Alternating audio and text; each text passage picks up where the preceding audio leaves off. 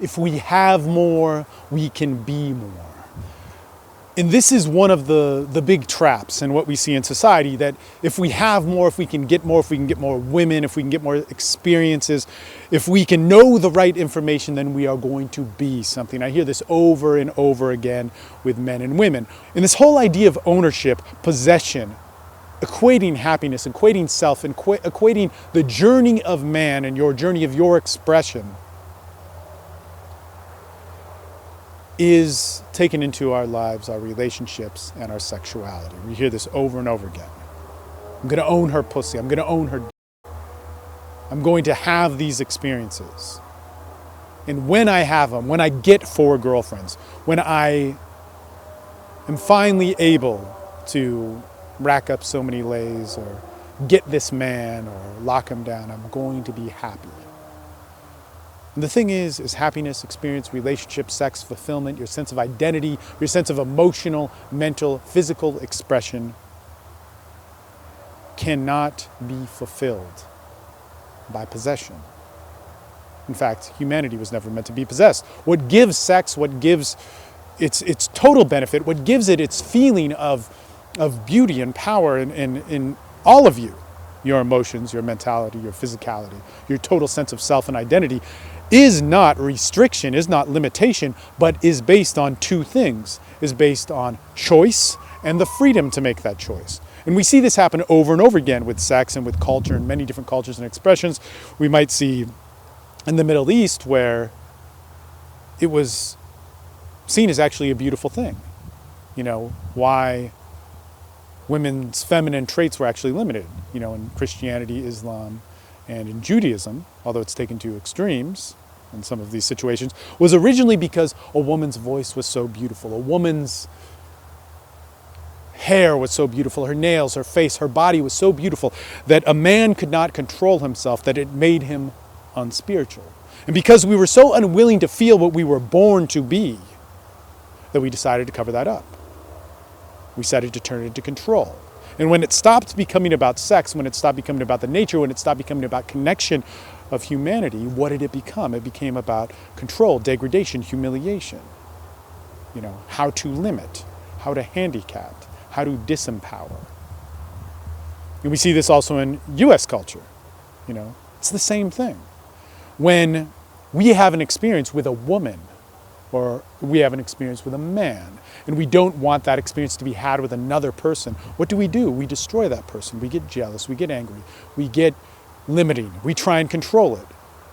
And in order to not learn to be responsible and own ourselves, we figure out ways for society to limit it.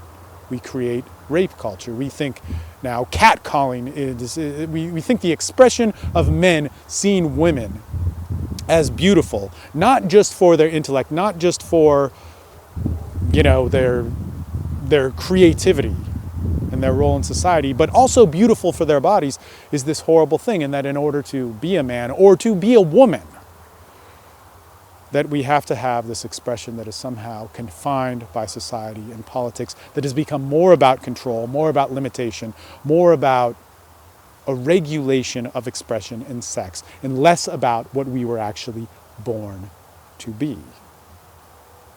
Okay. You see, there are so many times when I've been having sex, and I love this. I'm having sex with Maria, and we get into it, and she tells me, do I own this dick? And I say, do you own this pussy? We get back and forth with whatever we're feeling, and we feel it. And we feel that sort of connection. But one thing that's interesting about that is the whole value of me having my relationship with her isn't about the literal ownership of her, isn't about me having her and controlling her. And so that I have to have a marriage to regulate that. Not that anything is wrong with marriage. A marriage should be a commitment to yourself, your partner, and the world around you.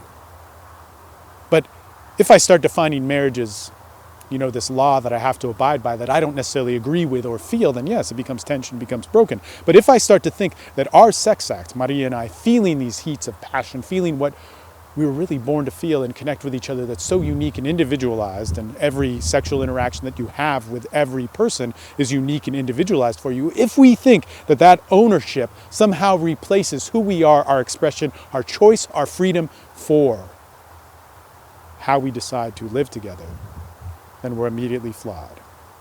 And I want you to think about this, whether you're a man or a woman and you want to go and talk to somebody, you want something in your life.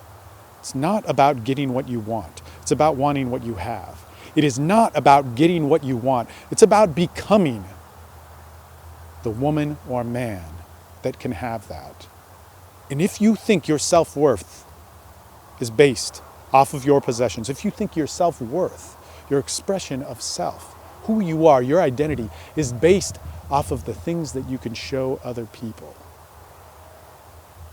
then you're never going to be able to have a connection with them.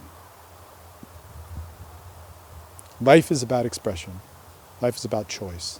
Life is about the freedom to have that expression and choice. And your true value is how you decide to move through life with those connections. You're born to be social. You are born to be sexual. You're born to be you. And that is a force of nature that is your birthright, to be happy in all those areas. So why is it that we decide not to do it?